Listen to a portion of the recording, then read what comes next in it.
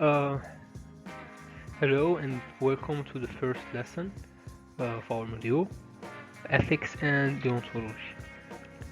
This session, lesson 1, is designed to set the foundation by asking the most basic question. What is moral philosophy and why does it matter to us? By the end of this short presentation, you should be able to do three main things. 1. You should be able to define moral philosophy and explain what it studies.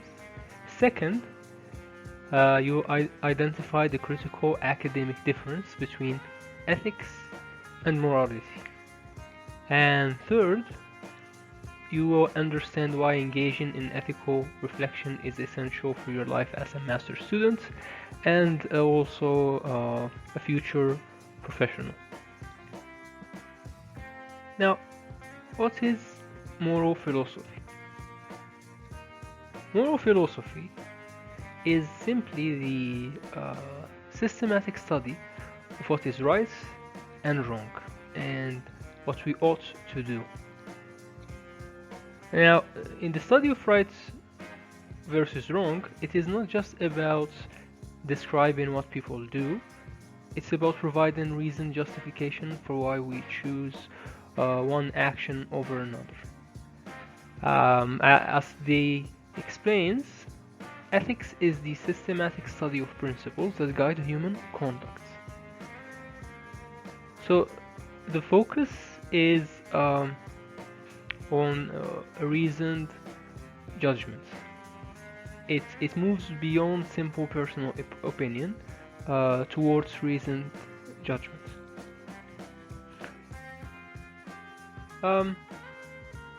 Now we have morality or ethics versus morality. Now, this is the most important distinction we make in the field.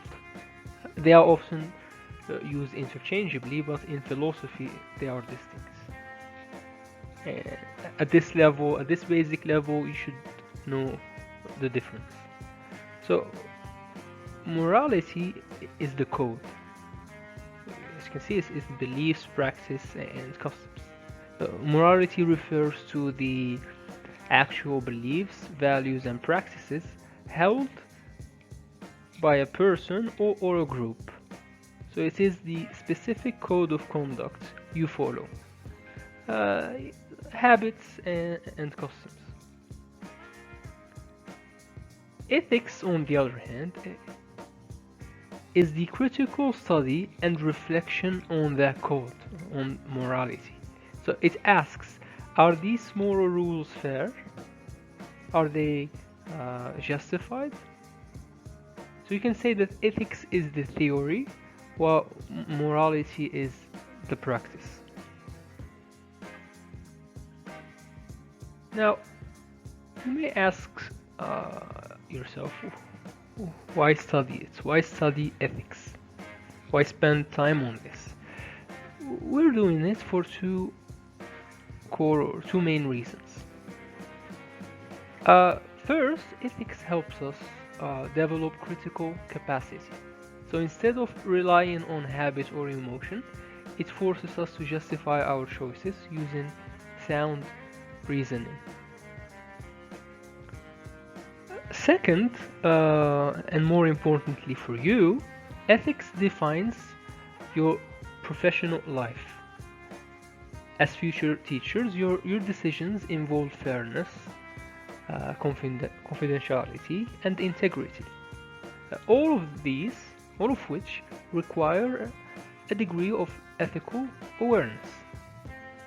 So, ethical reflection encourages us to justify our choices instead of relying only on habit or intuition. You can't guess it.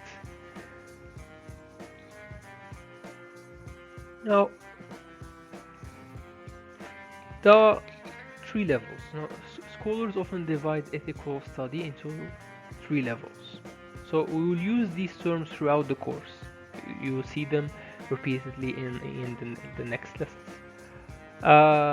Descriptive ethics simply observes and reports what people actually believe or do.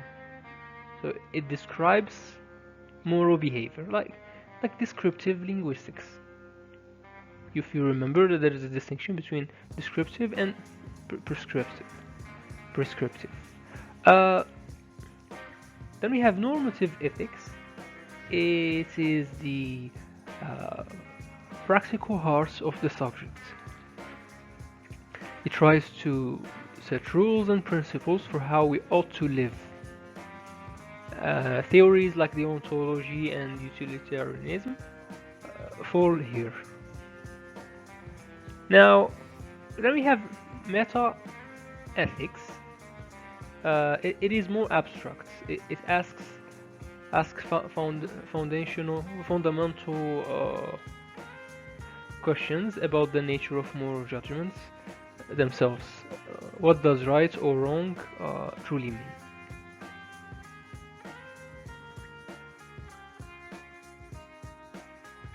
Now, think practically. Where does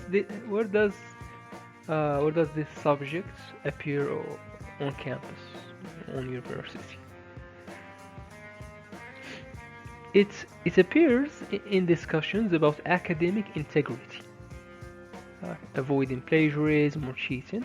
It applies to fairness in grading and assessment, and it covers the responsibility that teachers and students should have toward each other and the institution. Responsibility of the teacher towards the student toward the teacher, and to other students. So ethical thought encourages all members to act in ways that build trust, respect, and professionalism, which are necessary for any educational community to thrive. As a conclusion, or in summary, we think we have established that ethics is the critical reflection on moral codes. We have also seen the basic levels of inquiry, research, and why this is a foundational subject for your master studies. That's why you're having it in your master 1. Now, to help you understand this better, on your own, I think you should do a little or short reflexive writing. Produce a short reflexive writing piece. So think and describe a real situation where you had to choose between different options that involve the moral or ethical decision. So reflect on the values that guided your choice and whether you would make the same decision again today. You write it in an essay and you can send it to me by email. And this is it. Thank you.